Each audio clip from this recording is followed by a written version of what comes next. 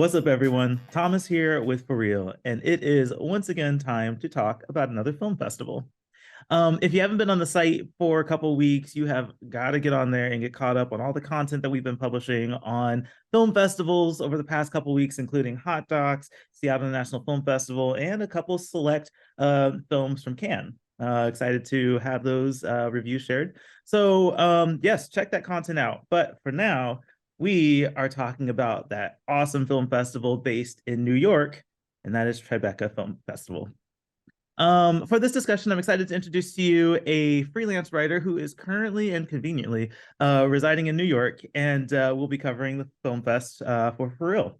He and I have been friends online for a number of years now, but finally had a chance to hang out when we were both in Utah.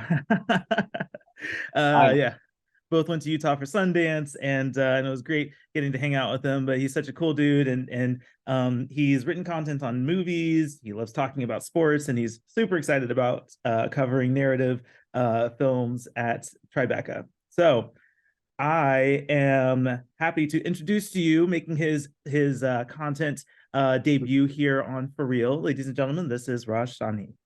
Hey, thanks for having me. Thank you for letting me work with your site. Like you said, we've been friends for a while, and I know we talked about collaborating on projects for 5 years now. It seems like, and now that we finally got to meet in person, we got the ball rolling on some conversations. And like you said, conveniently located, luckily here in New York, and I'm excited to be able to cover Tribeca. This is my first time associating myself with Tribeca in any way, shape, or form. It's going to be a sort of interesting, I feel like, palate cleanser after Sundance, which you mentioned, which was just like a whirlwind experience. But I'm super excited. Thanks for having me. Yeah, no, I'm really excited to get obviously your takes on films selected at the festival, but also if you're able to be attending some of these screenings in person, hopefully you're able to make that happen at some point. There's just so much that Tribeca has playing in person. I don't know. I guess yeah, we'll talk more about the festival. So good to have you here, man. Thank you. Um, so, for those who want to know a little bit more about Tribeca, it is a multifaceted festival. There is a lot that goes on with Tribeca, including it showcases video games, TV series, audio narrative experiences, which I've covered before at a previous Tribeca, immersive experiences, talks, and of course, short and feature length films. The festival runs from June 7th to June 18th, with the Tribeca at Home portion of the festival scheduled right after the in-person festival ends. So, um, you know, without naming any particular title just yet, Raj, what kind of film are you hoping to find and experience while you're covering Tribeca? Yeah, it's a great question. And like I sort of mentioned, I feel like Tribeca is sort of a palate cleanser in a way for Sundance. Sundance is such a spotlight, sort of like stage centerpiece for this independent cinema. And I think on a similar scale, Tribeca has that sort of caliber in terms of quality, I feel like oftentimes of independent cinema, but I feel like it kind of goes under the radar compared to a lot of other major festivals. I mean, it is a big deal festival. Correct me if I'm wrong, but I believe it was started by Robert De Niro back in the day. Like, it has a lot of sort of clout behind it. I feel like the films that we often hear coming out of Tribeca that are the most critically acclaimed or that pick up the most steam are oftentimes the comedies and the horror films, like stuff that screens in the midnight section. And yeah, without teasing too much what we're going to be talking about in just a sec, like that's definitely some of my most anticipated stuff. But I think those are the two genres that typically stand out to me as like standouts from Tribeca most years. Yeah, I love that take, and I'm excited to explore what their program has this year. I think for me, it's really cool to dive into the films at any film festival that's really spotlighting the region or territory that it belongs to. So Tribeca, is based in New York, and as a result, there are a lot of titles that are very New York-based films. And so, yeah, I think that's kind of cool to really get a kind of a pulse on like the New York storytelling scene Yeah. through the lens of Tribeca. I've talked with New York filmmakers in the past and have those interviews up. And it's just kind of cool. I've never been to New York. Okay. And Ever. so never, I have not.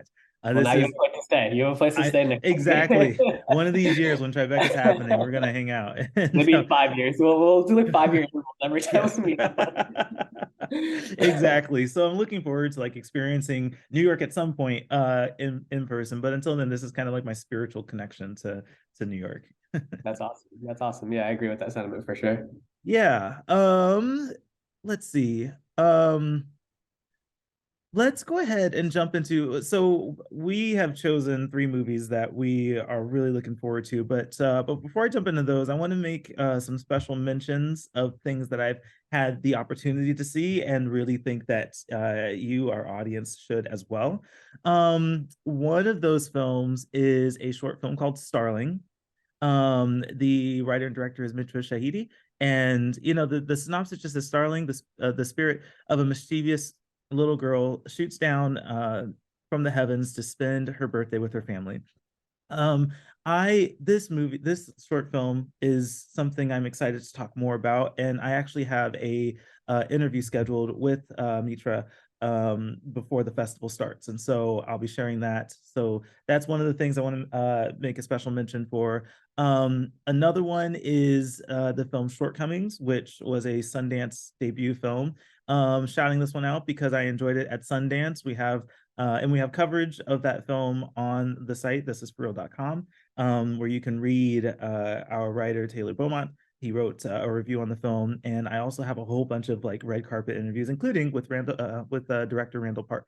So That could shouting be out, coming out shortcomings too, because I actually also had the chance to see it at Sundance. I don't know if you and I yeah, had the chance to chat about it, but I also really liked it. I thought it was funny. I thought it was an impressive debut from Randall Park. And I think it's that rare type of film that like the protagonist, I don't want to say too much about it because I don't want to spoil anything, but the protagonist is like kind of an unlikable dude, but you're still sort of rooting for him. And I think that's such like a sort of fine line that Park has to sort of walk in his directorial debut. And I think he pulls it off pretty well, honestly. he does. He really does. So yeah, I'm glad that you enjoyed it as well, and that we can kind of double up on that recommendation there. Um, and then the last special mention that I want to make is for the psychological thriller Somewhere Quiet. Want to give a big shout out to the PR team on this one for getting me the link in time to be able to mention it here in this curtain raiser. But it's from director Olivia West Lloyd, and the synopsis just reads: follows a woman as she readjusts to normalcy after a kidnapping. Her sense of reality begins to deteriorate when she travels with her husband's when she travels to her husband's family compound. Um, I can't review it yet. The embargo is still up. What I will say, and I think I can say, is that it's something certainly worth checking out in theater. There is a lot of tension in this movie, a lot of suspense, and that mood is so well um, a part of the story here. So, yeah, Somewhere Quiet. That is certainly one to keep on your radar. And and I think both of us were interested in that movie even before the screener link, and I'm excited for more people to see it. I hope I get that screener link. 'Cause I'm Mhm. itching to see that one. It sort of sounds, at least that first part of the synopsis sort of sounds like Room, a person trying to readapt Yeah. to life after something quite tragic. But Mhm. then it sounds like it takes this sort of mysterious pivot partway through that leads us down a path that I think I'm very interested in checking out. Yes, I will say no more. I want to say more. I want to say more, but we'll leave the suspense there. All right, let's jump into the movies that we chose to talk about that we are really excited and looking forward to. Where I'll start with you. By the way, your list I'm totally on board with. So as you talk about them, I'm just going to be here nodding because I'm very much excited for everything that you chose as well. But we'll start with your first selection. What was the first thing that you chose for to talk about here? Yeah, I chose this horror film part of the midnight section here this year. It's titled "You'll Never Find Me." I'm going to read the synopsis from the site. Soaking wet and seemingly shaken to her core, a young woman knocks at a stranger's door in an RV park looking for shelter and comfort. At first glance, she finds help in the care and concern shown to her by a lonely elderly man living alone, but soon that care transforms into curiosity and paranoia. That type of premise just sounds really interesting to me. Horror thriller is my favorite genre by far. So when I see something about this sort of like mysterious type character, something that isn't quite what it seems, that really, really gets me on board. This is an Australian film, and I'm going to be completely honest with you. I'm just sort of fully in with Australian horror right now because following up on the Sundance conversation, I got to see Talk to Me at Sundance, which is another Australian horror film, which is I think the strongest horror film that I've seen since Hereditary. It was intense. It was an incredible directorial debut. And if I'm being completely honest and blunt, I'm just sort of like really anxious to see what else Australia has to produce in the genre. I mean, obviously they've put out stuff like Mungo, which was incredible back in the day, The Babadook 2015, an incredible horror film. I think that that country just has, or that continent just has a really sort of keen sensibility for stuff that's very unsettling. They have no filter when it comes to horror too. Like Talk to Me is gruesome. It is so intense, and as disturbing as it might sound, I'm usually on board with that kind of stuff. Australian film, especially in the thriller genre, is certainly something that I am super on board with. You name the titles. I mean, obviously, Babadook is really what put that genre and that continent kind of on my radar. And so when I see a thriller from Australia, yes, I am on board. Let's do it. Yeah, I liken it to sort of like the Korean thriller genre. Like I feel like they sort of specialize in thrillers in a similar way. Australians specialize in horror in a really disturbing way, and they're just so good at it. They're so good at it. And like I mentioned at the top, Tribeca has a really keen sensibility for good horror stuff in their midnight section. So that definitely caught my eye. Yeah, yeah, absolutely. Um, I am very much excited for it as well. So I'm glad that you chose that one. Um, I am going to mention a movie that was a last minute addition to my list. I was going through and just kind of like making sure I was talking about what I wanted to talk about. And then this one popped up and I'd seen it. Um, and and uh and it kind of caught my attention, but then I went and watched the trailer and was like, oh, talking about that one. Um, and it's a film called Deep Sea. It's an animated film in the Viewpoints program. The synopsis reads visually lush and the psychedelic underwater world swirls around the sadness of a little girl who longs to connect with her absent mother. As she journeys to the bottom of the ocean, this character befriends a mystical, multi-eyed blob of a sea creature and the fast-talking rogue of a chef who who turns out to have a heart of gold.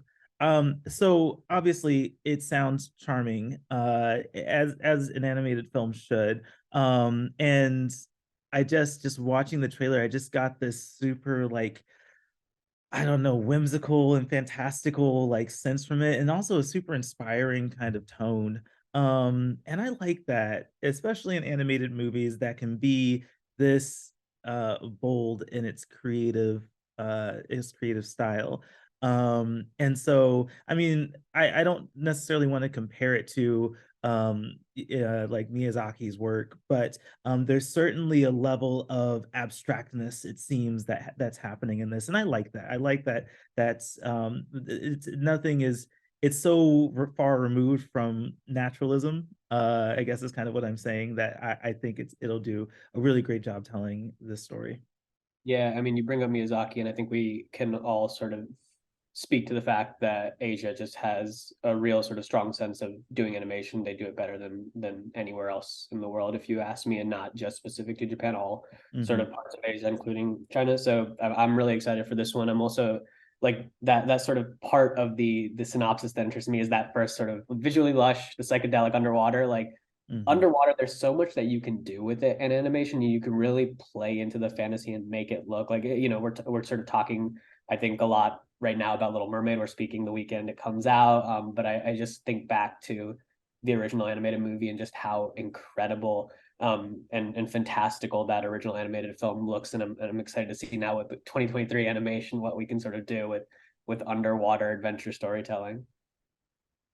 Absolutely. Yeah. So I'm very much looking forward to it. Maybe I don't know. Maybe I'll start my festival with that one. It just seems like a really cool movie. So What do you usually look for in your festival starter? Like I know sometimes we're beholden by schedules and stuff, not and stuff, but yeah, like as press, you sometimes have a little bit more flexibility. Is there anything you sort of like look for in your kickoff to a fest? that's a really great question. And I think um I don't remember how I start most of my festivals. They all just kind of blurs together. But what I will say is that I started Sundance with the film Radical. And so I get the sense, like just maybe subconsciously, maybe I'm drawn to these more uh op what's what I'm looking for?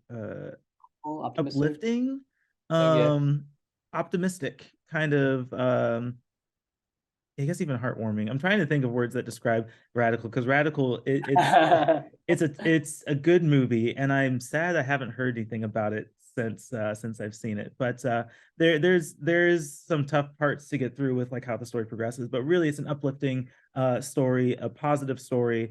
I guess I just like to start on a positive note, I think. On a good note, and So then it all just goes like downhill from there as the yeah, exhaust. yeah. From there, Yeah, we descend into the pits of hell. Let's get those yeah. thrillers. Let's get those horrors. Let's get I want to the. be as immersed in the film festival going experience as you possibly can. Yeah. No, it's fun. I mean, that's one of the reasons I love film festivals is because it at least a lot of them just bring together such a eclectic mix of film, and so you really can like choose your own adventure and like Yeah, work yeah, your way through the festival your own way and with whatever tone um and kind of mood that you're wanting to. So sure. yeah, good question. Thank you. What's your second film? Yeah, it's a thriller comedy titled "He Went That Way." Let me read the synopsis here real quick. Zachary Quinto and Jacob Elordi star in the wicked tale on a buddy road trip. In 1964, along Route 66, a 19-year-old serial killer Bobby, played by Elordi, finds himself needing a ride, but is devoid of options. His luck soon changes when he's picked up by celebrity animal handler Jim, played by Quinto, who's trekking along the Great American Highway with priceless cargo in tow. His chimpanzee Spanky. I'm gonna stop there. Yeah. It sounds kind of wicked and interesting. Horror comedies, thriller comedies, like sort of tend to play well together. I find, especially nowadays, I feel like we've been getting a lot of good movies, sort of that balance and straddle those two genres. This just sounds really, really interesting. I think Zachary Quinto is a really underrated actor. I don't think he gets enough work. I mean, I feel like his sort of most notable role is probably the Star Trek movies playing Spock. But outside of that, I don't know him personally for a whole lot, but I think he's just incredibly, incredibly talented. Jacob Elordi also sort of a breakout of Euphoria. We haven't really seen him do a whole lot outside of Euphoria. We know him to be sort of a smarmy character on that show. He's playing a serial killer here, so I'm kind of interested to see what he does. I'm always sort of drawn to serial killer movies. Again, kind of a weird thing to say, maybe, but like those types of movies really draw me in. But this sort of interesting twist where you have a monkey, a chimpanzee in tow with the two guys as they go on this interesting road trip, also set on Route 66. I think that's a really interesting setting and proper setting for this type of like wacky, but probably pretty tense too. Yeah, I don't I this certainly caught my attention. I feel the same as you about Quinto. Whenever he's in a project, I'm immediately drawn to like wanting to see it. And so that certainly stood out to me. The premise stands out to me on this one. It sounds so interesting, but I just have no idea what to expect from it. How much like comedy are we going to get out of it? How much drama are we going to get? How much of it's going to be thriller? Like what's going on here? Yeah, what really draws me to these types of movies, speaking to like balancing act of the two genres, is the type of movies that jump from extreme to extreme. So I want it to be really entertaining. These two guys who are very much mismatched and this animal with them on this road trip, and there's this wacky comedy going on in the car. But I wanted to sort of like oscillate between that and then these like brutal, intense scenes where we really get to see Lordy like dig into that serial killer persona.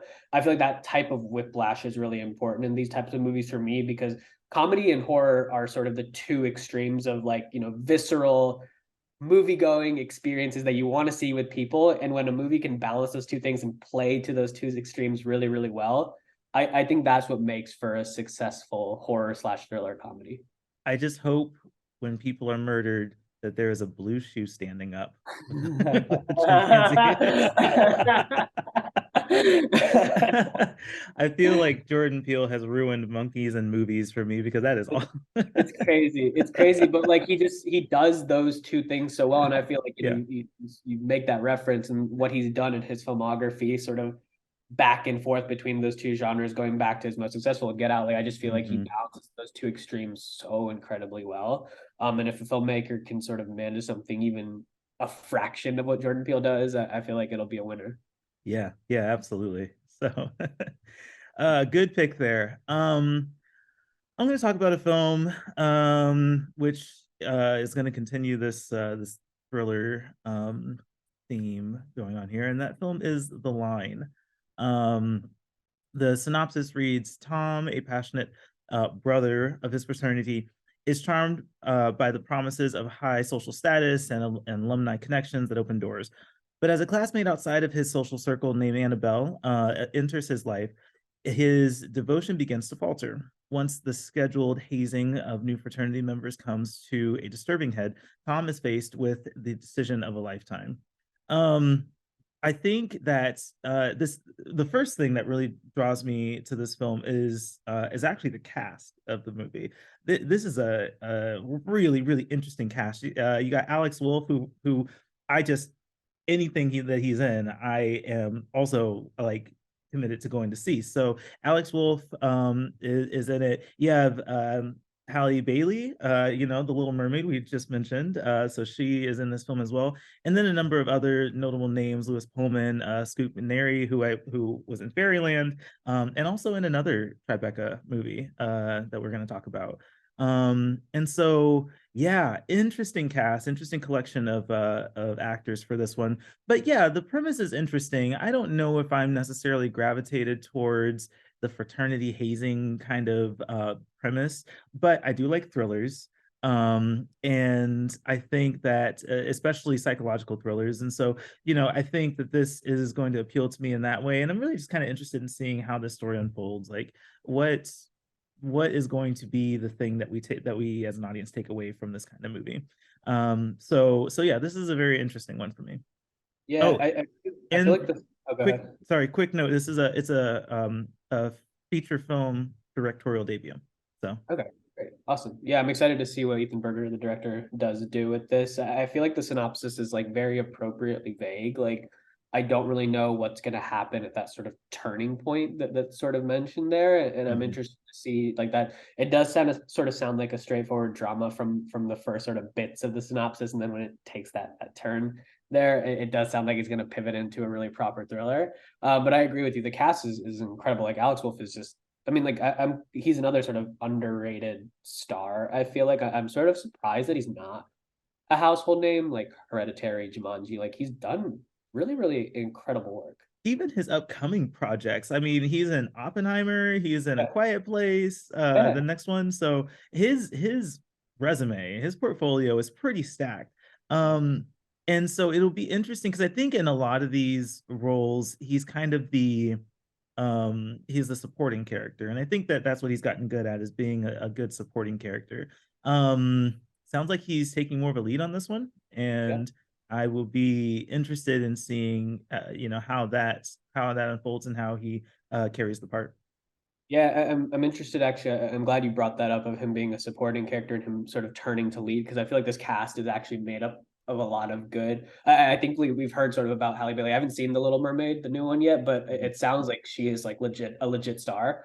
And she's coming into Color Purple later this year as Yep. well, which I think she's gonna knock it out of the park. I'm really excited to see Little Mermaid when I get the chance to see her on the big screen. But like Alex Wolff, Lewis Pullman, and Scoot McNairy, three really incredible sort of like dynamic character actors. I feel like I'm really interested to see what those three do with one another. And actually, like Alex Wolff, we've raved about him enough, but like Lewis Pullman is a very underrated name, a very underrated actor. And Scoot McNairy, like I don't know what his deal is. Like I just think he doesn't pick the right projects because I feel like he just has like he just needs one. He needs one to sort of blow up and become a household name because you know he has the talent to do it. I think he's an outstanding actor. I'm just waiting for him to get his opportunity to be like, okay, this guy has the goods. Like this guy knows what he's doing.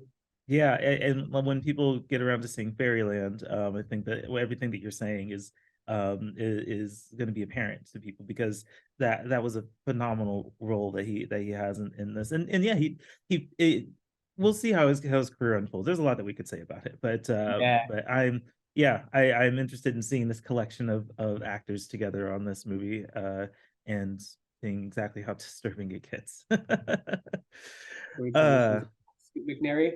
Mm. Okay, we have one more. And so interestingly, when we put our lists together, there was one movie that we both agreed on, and so we're going to end on that film. And the movie is called Blood for Dust. The synopsis reads Cliff, yeah, once like you said, Scoot McNairy again. A down on his luck traveling salesman loses his job before an opportunity presents itself by way of his old colleague Ricky, who's played by Kit Harington. He is rightly hesitant, but running out of options, has no choice but to take Ricky up on his offer. He soon discovers he will be running drugs and guns across state lines for cartel leader John, played by Josh Lucas. During what should have been an easy assignment, Ricky shows his true colors, throwing both himself and Cliff into a fight for survival. I'm gonna let you comment first. What made you put this on your list? Yeah, I think similar to what we were just saying about the line, Blood for Dust just has a really eclectic sort of group of actors in there. You mentioned we talked about Scoot McNairy. You mentioned Kit Harington and Josh Lucas, Stephen Dorff, who I know best actually from the most recent season of True Detective with Mahershala Ali. I Mm. don't know him too well outside of that, but he really blew me away in that show. I just really like this group of actors, and this plot sounds like a really proper character study for both McNairy and for Harrington. We haven't seen Kit Harington really do a whole lot outside of Game of Thrones and that horrendous Pompeii movie that he did back in the day. But I feel like, I know Game of Thrones had sort of a mixed reaction, especially towards the end. I am personally a big fan of Kit Harington from his performance in that show, and I've just been waiting and itching to see what he does outside of it. So that is probably actually the most interesting thing about this for me is him playing this really, it sounds like kind of a bad guy and sort of seeing what he does in that going from like the opposite end, right? He was like the good of all goods in Game of Thrones, and now he's Mhm. sort of like this really nasty character. That's funny. Yeah, the cast attracts me to this one as well. Honestly, I think the premise it sounds interesting, but I could also see like with the premise some potential for cliche in the action thriller genre. But I really hope that it doubles down on great performances, and however it unfolds is as, shocking and thrilling as as I that can make it maybe stand out from other action thrillers. So Yeah. Did you have the chance to see The Accidental Getaway Driver at I Sundance? didn't. I didn't. Okay. Oh, I wanted to so badly. I haven't gotten It was around to it yet. good. I saw it at like a late night screening, so I wasn't fully there. I want to rewatch it, but it was a good Yeah. movie, and this premise sort of reminds me of that premise in a certain way. Mm, So that's another, and this seems like very gritty in the same way that Accidental Getaway Driver was. So that's another thing that I think appeals to me about this one. nice. Yeah, yeah, yeah. This I think that yeah, and it popped up on my radar, particularly since there's the in-person part of the festival, and then there's the Tribeca at home. And obviously the Tribeca at home selections are more limited than the in-person selections.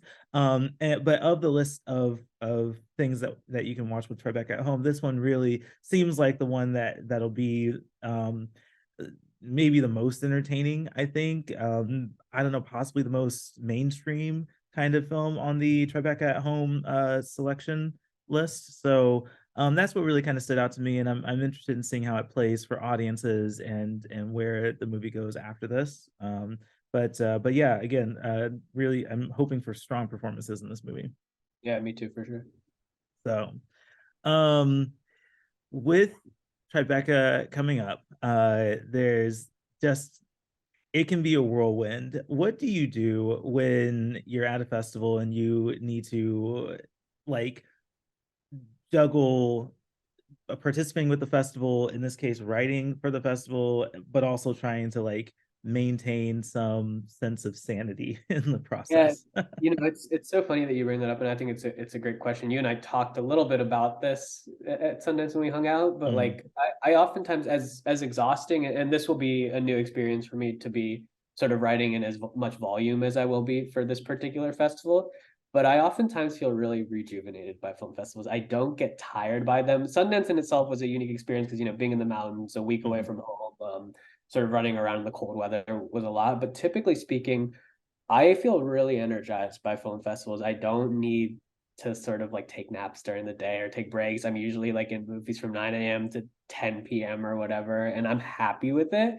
So for me, I'm just hopeful that these movies are as good and sort of as energizing as movies have been in the film festivals that I've been to in the past, because that's what really keeps me going. I mean, like the most exciting thing about going to film festivals is discovering these gems that nobody's heard of, nobody's talking about, and sort of being on the sort of forefront of that conversation of like, this is the type of thing you guys should be looking out for. Like again, talking about something like Talk to Me, which I think premiered last year at TIFF, if I'm not mistaken. So people had sort of seen it a couple months ago.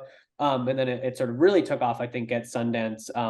That's one that like I'm just really excited to see. And that's the type of movie that I'm hoping to get out of this festival and be like, there's this thing coming out that you should keep an eye out for. But like seeing those things is what keeps me going through the mhm. festival. So I'm just like fingers crossed, hopeful that this year's Tribeca slate has something. But I'm curious how you manage, because I know we have like very different, I think, ways that we approach film Right.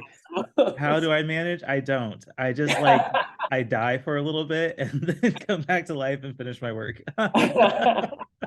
No, film festivals, the more that I do this, the more I recognize, like, I don't know if limits is the right, but capacity, right? I think that they're so fun, and I do this for a reason. Like, I enjoy this. I enjoy connecting with other film festival goers. I enjoy talking about films, everything that you're talking about with finding those gems and being at the forefront of those conversations about movies that are going to be things that people will be talking about. I love all of that. But I'm also at that age, and I'm saying that more often now. I'm also at that age where my energy level, if you could just like bottle up whatever it is that you have that allows you to get through these with all that energy, that would be great. Coffee. Um, That's all it is. That's all it is. coffee. Yes, Coffee and that's cinema. true. Coffee and cinema. I love that combination. But on the real though, like I think that it's important to really, at least for me, what I do is I just try to like gauge my energy level and keep things flexible.